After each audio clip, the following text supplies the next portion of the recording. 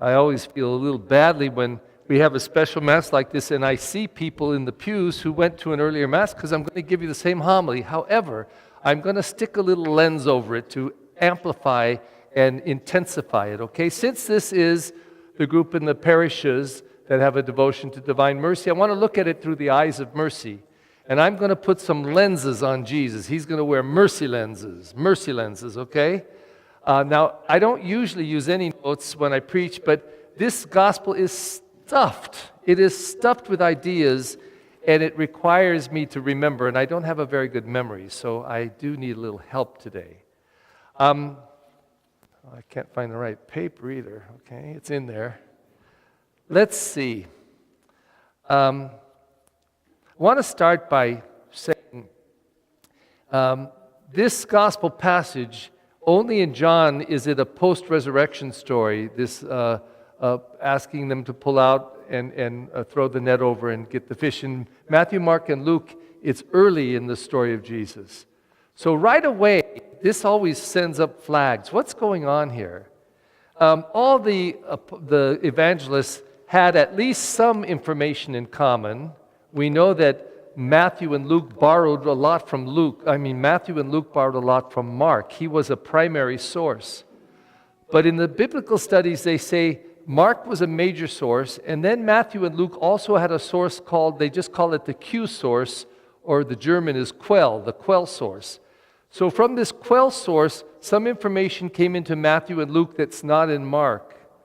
And then Matthew and Luke also have some unique stories that are only unique to Matthew and Luke, so a variation, I'm not sure exactly how that came to be. And then there is the little question mark around both the birth stories, only in Matthew and Luke, John and Mark don't have any, and the stories of the death, it's all four Gospels, but Matthew and Luke, the difference is that they have completely different things that Jesus says, and at least in the story of the birth, Matthew and Luke have everybody in the story is different except for Jesus, Mary, and Joseph. So it raises all kinds of questions we can't get into. If you have 4 hours, I could get into it, but I know you don't want to spend 4 hours with me. So, now, it's very intriguing that this story about hauling in the net and pulling in the fish in John comes after the resurrection. But that's not all. And I have to ask myself why John does what he does. But I know the answer. The answer is that John does the same as Matthew, Mark, and Luke. He's got the material, but he says, how am I going to tell it to these people? Matthew purportedly wrote his gospel primarily to a Jewish audience, and there's a whole bunch of reasons. One of them, I could say, is a typical Jewish way of relating to scriptures. In their writings, they'd say, and so to fulfill what was said in Isaiah the prophet, to fulfill what was said, and there would be these quotations taken referring them back to the prophets. That was a Jewish custom. So the scholars who studied the Bible said, it appears from this as well as other reasons that he was primarily writing to the Jews. Another big one in Matthew was his comparison to Jesus as the bringer of the new law compared to Moses, the bringer of the old law. And there's a beautiful parallelism. Only in Matthew do we have the killing of the 2 boys under 2 for Moses and the same killing of boys under 2 in Bethlehem for Jesus. So it is clear that his audience was primarily the Jews. And when you understand that, it has much more impact in things that he says. Luke is purportedly writing primarily to Gentiles. And there's a lot of reasons for that. One of them, the prominence of women. They would never stand out in a Jewish text. Women had no rights. They couldn't inherit. Sorry, ladies, if you were back in the time of Jesus, even for a couple 100 years after that, you'd be nothing. So if you think women don't have rights now, honey, you just have no idea. It was so bad then. But not only that, in Luke, women have a prominent place. And their role with Jesus, touching Jesus, being in his presence is rather extraordinary. Well, John writes the latest, like around 110. And so John does some things that are very interesting. Now, we've been in John's gospel for the last 3 weeks. On Easter, we have uh, the night of Easter is the Easter Day passage. And what happens is, it says that the women went to the tomb in the morning to take the flowers and spices. When they got there, this huge stone was rolled back. So they couldn't believe it, and they thought someone stole the body, and they went in there, and they find the wrappings that had wrapped the body of Jesus all over the ground, and there's two angels in there and say, "What are you looking for? He's not here, he's been raised up." So they rush back into town to tell the apostles who are in the upper room where the Last Supper was, locked in, by the way. Tell them, "We went to the tomb, and we think somebody stole the body, he's not there." So Peter and John run to the tomb. John gets there first because he's young, goes in the tomb. No, he doesn't go in the tomb. He peeks in because he was respecting Peter, who was older and who was the prominent one among them. When Peter got there, Peter went in first, and it says that John looked in, saw the wrappings, and it just says this: he saw and believed. He saw and believed. It seems like nothing, but it's an incredible statement. He didn't see what had happened. He saw the leftovers of what happened, and that was enough. John put it together. He connected the dots, and he came to a belief that Jesus had been raised up. Okay?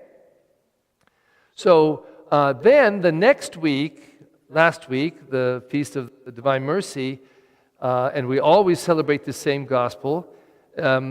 They're in the upper room. Oh, and by the way, on the night of Easter, or the day of Easter, we celebrate in the gospel passage that after Peter and John had discovered that, they apparently went back, and they're in the upper room, and Jesus appeared.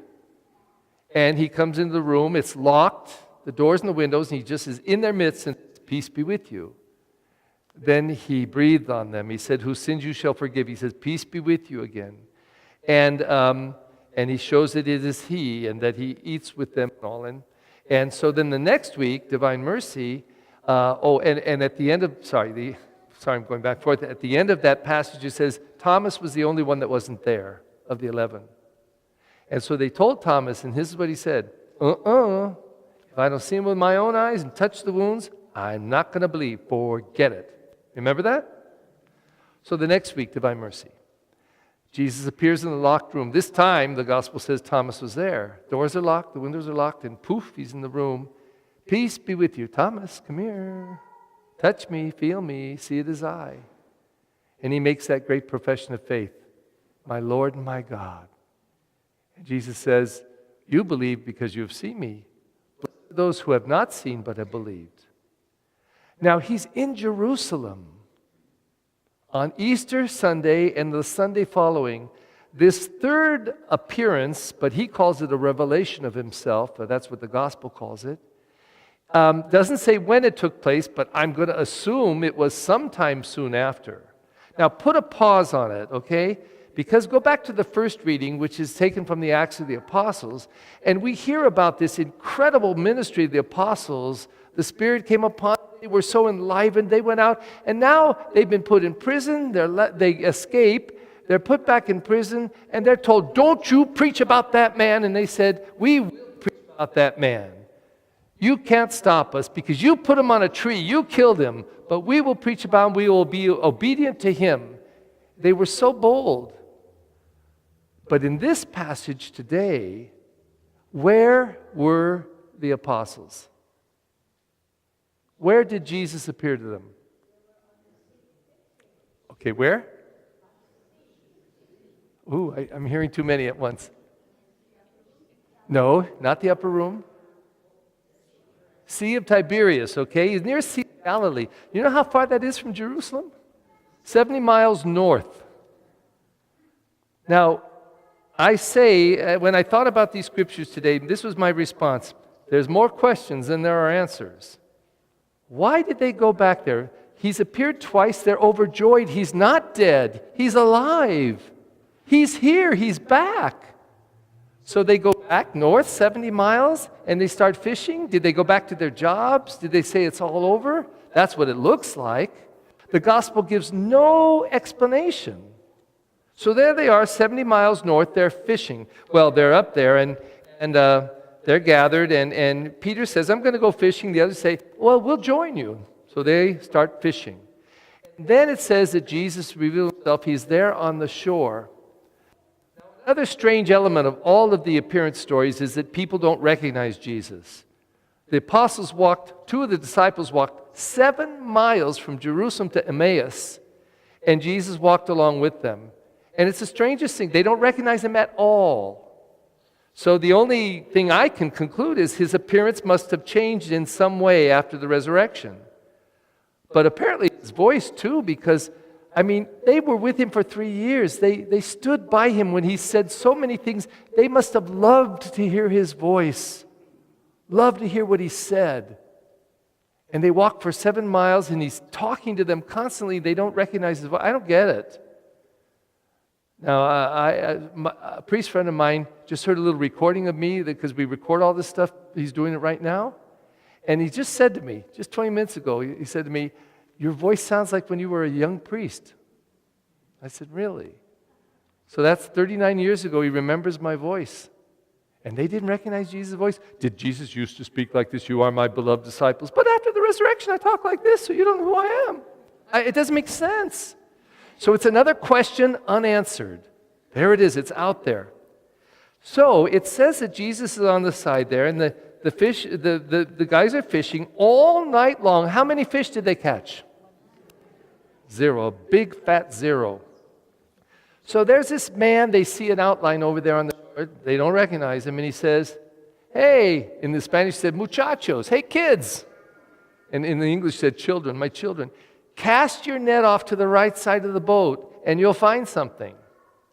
I don't know about you, but if I was Peter, and I'm with these other fishermen, we've been fishing all night, and it's our job, we know what we're doing, and some goof on the shore says, "Why don't you throw your net over on the right side?" I can't repeat what I'd say right now to him, but I know what I'm thinking. But they do it, and they get all these fish. Now, the gospel does not say this. It doesn't say that John recognized Jesus. He looked at him or heard his voice and recognized him. It says that he turned to Peter in the boat and said, "It is the Lord." Now, you might connect the dots and say he must have recognized him, but I don't think so. What I think John had, like he had when he peered in the tomb, saw the droppings there, and he just saw and believed. I think John had this ability to connect the dots. He had a way of recognizing the hand of God. In fact, the fact that this man on the shore just says to fishermen who'd been fishing all night, caught nothing, "Throw your net over on the right side," not just throw it in the sea, on the right side, and you'll catch something, and poof, they catch all these fish after not catching anything all night. He connected the dots and said, "Only explanation? It's the Lord." It's like if somebody comes walking on the water, it's got to be the Lord. And that's what he said. So Peter, the one that reacted to things, overreacted to things, loved drama, throws on some clothes, jumps in the water, and swims to shore. The others just come in the boat like normal people, but he has to swim to shore. And when he gets there, Jesus says, "Would you like something to eat? Bring in your fish." And they noticed that he already had a coal fire going and a grill, and he had some fish and bread on it. And then notes that they had 153 fish. That's fun numerologically, but I won't even bother with that. That's fun on the side. And then it says that no one, after Jesus said, "Come and eat," no one of the 7 disciples thought to say, "Who are you?" They just knew. They just accepted it was the Lord. And then he did what he did the night before. He broke bread, gave it to them, blessed it, and they ate. It's a Eucharist sign. We get it. The story readers, us, we know what that means. He broke the bread and gave it to them. Well, there was another thing. This story, and John's telling the story so he can say what he wants. He said there were 7 apostles up there. We know that 7's a magic number. It's the number of plenitude, wholeness, fullness, completion. Whenever the number is 7 is used in the Bible, it means there's a wholeness of perfection that is just being expressed. To say 7 of the apostles were gathered. Really? Was it just luck? No. He's saying this is a story of fullness. And I might as well tell you that 153. What a weird number. I know the first time I ever read that. There were 153 large fish. Why 153? Anybody know? Well, I looked it up, and the commentary says the Greeks at that time claimed there were 153 species of fish. So to quote that number symbolically could be saying the complete number of fish were there as this complete whole number of apostles, not the complete 11, but a complete wholeness in that expressed in that 7 number. So here something was about to happen, or was happening, of such wholeness and completeness in their meeting the Lord.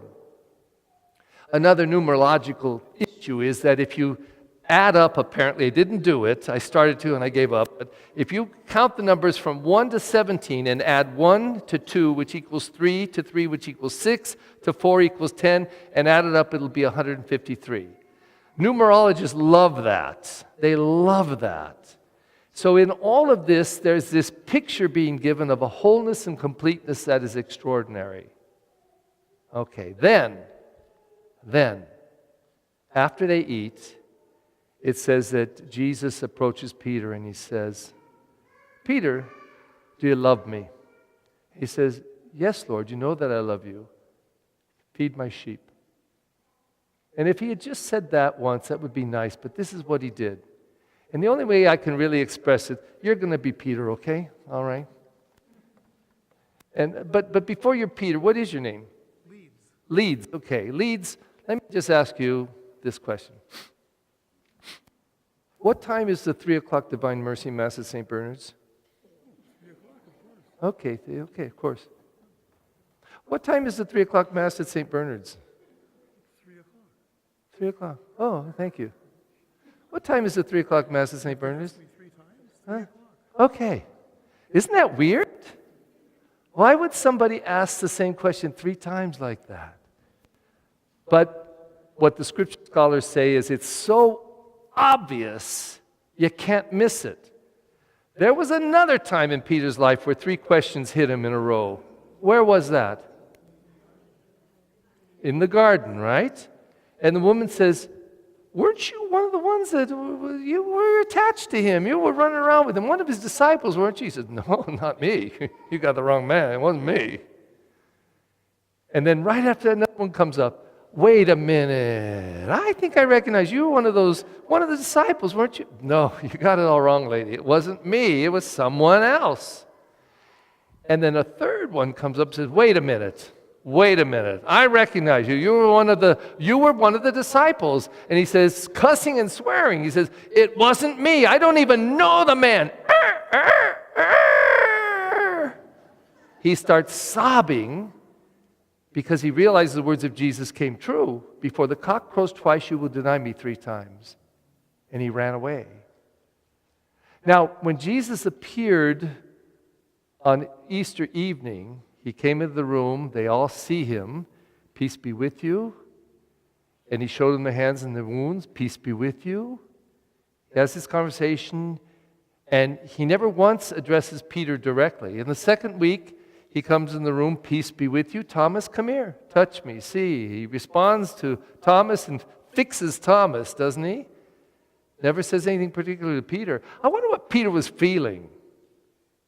I mean, Peter denied him. "I don't even know the man." Goes to the empty tomb, and maybe he's saying, well, maybe someone did steal him. What if he is risen? Oh my God, what's he going to say to me? What's he going to say to me? And when he appears, he doesn't say anything to Peter. They have this meal. I wonder what Peter was feeling. What's he going to say to me? And then he does. He says, "Peter, Simon Peter, do you love me?" "Yes, Lord, I love you. Feed my lambs." "Peter, do you love me?" "Yes, Lord, I just told you I love you. Feed my sheep, tend my sheep." "Peter, do you love me?" "Lord, you know everything. You know that I love you. Why do you keep asking me this?" Why did he? And Most of the scholars say, talk about slapping the reader in the face. Unless our memories are terribly short, we see the goodness and mercy and love of Jesus to reconcile Peter to him, to put him at peace. Having said that, let me put the lens on Jesus now and tell it a little slightly different way. I'm Jesus, okay? I like playing that role, okay? I'm Jesus. I don't know why my disciples are up there in the Sea of Galilee, 70 miles away, but I'm going up there. I'm not waiting for them to come to me. I'm going to come to them. They need my presence. So he appears there. He sees them out there. He sees they're tired. They've been fishing all night. With those lenses of mercy, he says, hi, those poor guys. Let me do something to help open their awareness to me and who I am and what I'm about here. Let me link myself to them. Hey, you guys, catch anything? Why don't you throw it over on the right side? See what you can catch. Right side. Make sure it's the right side. And they're loaded with fish. So he knows that some lights will go on. They went on for John. It's the Lord. Nobody else yet gets it, but one of the seven, it's the Lord. So then Peter, now he responds, jumps in that water, swims there to shore, and Jesus says, come on and eat. Now, what is it? I don't know. He was different. They didn't look the same, didn't sound the same. It's resurrection. It's glorification. I don't know. Nobody seems to have the answer, but they sit down and eat with them, and then put those lenses on again, and he says, okay, I got a little work here to do. Poor Peter. He's got to be miserable. We've never talked about it yet. It's like a husband and wife who get mad about something and then they don't talk for 3 days and they come to the dinner table wishing it was behind them, but they know that elephant's right in the center of the table. They sit down, they're still not talking. Who's gonna bring it up? Oh, God, oh, I wish he'd talk. I wish he'd talk. Nobody wants to bring it up. So there they got that big elephant. Peter cussed and swore, I don't even know him. I mean, look at it this way. Jesus could have said, Peter, after all I did for you, you don't know me? Do you know my name? It starts with a J. Hello, do you know my name? He could have. But he invited him. He who denied he knew him, he invited him to express his love. Do you love me? Yes, Lord, I do. Do you love me? Yes, I do. Do you love me? Yes, I do. It's fixed. You're fixed. There. Go on. Go home. You're fixed. That's all we have to say. I invited you to express your love. I know you loved me. I know you were scared. I know a whole bunch of things. But in his beautiful mercy, Jesus came to them and gave the gift to them to deepen their relationship. Now, why this is so significant, I think, is not if it happened literally, just as I said, and it's a big if, because we've got this catching all these fish out of order completely. It's a post-resurrection story here. So I say John, the writer, very clever like all the others, is using his storytelling technique to get at a community that's been around now about 70 or 80 years. Faithful Christians, unfaithful Christians, churches. I understand there were 7 churches in Jerusalem or Rome, and they were all fighting. Probably the reason why unity is such a huge theme in John's gospel. The community was fraying, coming apart. So he has 2 chapters where Jesus prays to God for unity for the church, for his disciples. There's no prayer like that in any gospel except John. And John is letting Jesus, through his gospel, speak to the community, to their needs. You need to be one. So he takes his material here, and I don't think he's writing it because it happened exactly that way. That's what storytellers do. They use it to get the maximum effect for the reader. And what's he giving to us? Well, I think we are, again, these apostles. We can get very far away from God and from Jesus, from the Spirit in many ways, even if we're going to church every single day and receiving communion. I have people come in the confessional, and I know them. They go to Mass every day, and they'll say things like, Father, I don't know what to do. I haven't talked to my sister in 2 years. Really? I don't ever pursue it. I mean, I'll say, are you happy with, do you like that, or you wish you could be doing something differently? And they break real fast. Yeah, I wish I could, but I don't know what to do. I don't know what to do. I would say that's being far from God and from Jesus. There's nobody on earth who's a strong believer could say that's what Jesus wants us to do, to close off communication with others, to refuse to forgive, to not be willing to reach out and make the difference. It happens to all of us, by the way, so this is not a weird thing. But that's not what Jesus asks of us. So I think that we go 70 miles away sometimes from the person in the pew right behind us. We live next door, but we're 70 miles away, if you know what I mean. Very far. And Jesus comes to us and says, come on back, come on. Really? You want to be that? Come on back. I think sometimes there's so much blessing and grace in our lives, but we keep coming up with a zero. A lot of times when we live victim roles, oh, poor me, life is so hard, I'm sick, and everything's wrong, and nobody loves me, I think I'll eat some worms, and all of that stuff. My life's a big zero. And I think we don't see all the graces that we have. And Jesus comes to us and says, throw your net over the right side of the boat. Been at it all night, Lord. Nobody loves me anyway, so why should I?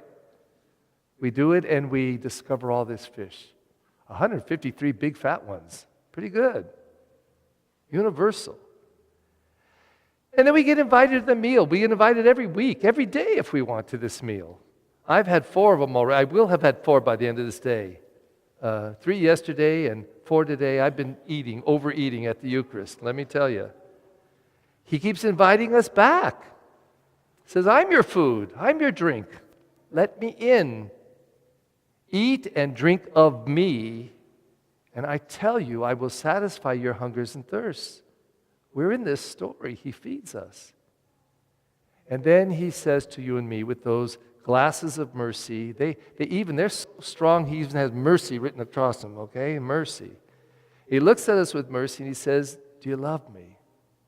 And for all the times that we don't show our love for Jesus, think of chapter 25 of Matthew. When I was hungry, you didn't feed me. Thirsty, you didn't give me drink. You didn't clothe me, you didn't visit me. When, Lord, did we not do that to you? Of course we would do that to you. And he says, no. When you don't do it to the least of my brothers and sisters, the least of your brothers and sisters, you didn't do it to me. And quite frankly, I don't think anyone can escape this. I don't care how religious. Mother Teresa couldn't. There's nobody so perfect that they have never forgotten the little ones. Because we can get attitude for. I see people, they crack me up. People come in with a poo-poo face on them. The poo-poo face. And I say, well, what's with the face? What's with the face? Say something like this. Oh, I'm so upset today. I'm so upset. Had a bad day. Well, what happened? You're all seated. I hope so. It's a really big one. Well, I was in the bank and somebody crossed in front of me and didn't say, excuse me. And 4 hours later, they're still bothered. Really? But we're all capable of that. We all have the breach of love. We fail to love, often fail to love ourselves. And Jesus says, do you love me? Well, yes, Lord, I love you. Do you love me? Yes, Lord. Do you love me? You know everything. You know I love you. Why do you keep asking? Because I think in his great mercy, he reaches out to reach into us and invite us to come close. Just because we're at Mass every day and receiving communion doesn't mean we're all that close. We can do the thing religious and not be really tasting it. So today, what a gift this gospel. And I tell you, John, when I get to heaven and see you, I'm going to say, good job, dude. Good job. You could have written just the story, but you took that story and you rearranged it and played with it, and you infused it with some really interesting questions that don't get answered, and it's provocative, and it's disturbing, and it's amazing and wonderful, and through it all, you reach in and you give us some great gifts. You invite us to faith. So if that's what is stirred up to us as we're here about the middle of the Easter season, we can see why this is such an incredible time. We're looking at these revelations of Jesus, the apparitions of Jesus. He comes among his disciples and does some amazing things. And as a result of that, This is proof right here. 2,000 years later. 2,000 years later, we're still here listening to this word. Pretty good, the word of the Lord.